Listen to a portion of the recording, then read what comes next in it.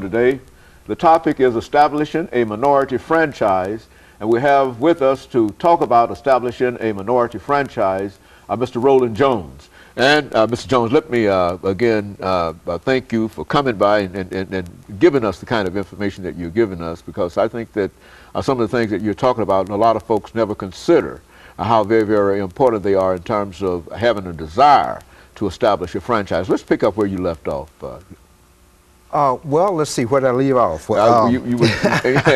You were talking about being among the upper echelon in terms of the McDonald Corporation and et cetera. You see, it being a minority within that framework.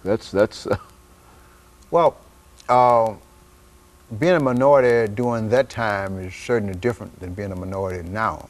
Of course, back when I started, when I mentioned, washing the trash cans my first day, and being the only minority in the state of Virginia, and then less than a year later, being a general manager of a restaurant, in that same state, and couldn't even go to a dentist up the street when I had a horrible toothache because it didn't take color. Okay. But today, things are different. It's a black man that owned 20 restaurants in the same area. Okay. Yeah. And so today, the playing field is not level. Okay. But it's the challenges are much different. The challenges are much different, and I think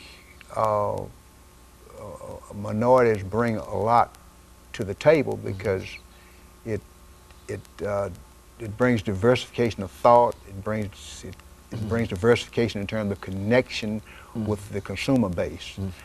And fortunately, I've owned 4 different franchises during my lifetime in my career. And my book here, Standing Up and Standing Out, is about the title of it is. The subtitle is How a Team with a Few Black Men Changed the Face of McDonald's and Shook Up Corporate America. Okay.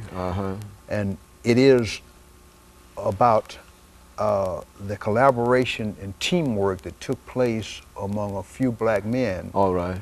To overcome the obstacles in the system, and how mutual beneficial outcomes were achieved as a result of overcoming those obstacles. And one of the key principles in here that is very important when it comes to franchising, that's collaboration and teamwork. A tremendous amount of collaboration is required between the franchisor and the franchisee. A tremendous amount of collaboration required between people at the corporate level on the franchisor side.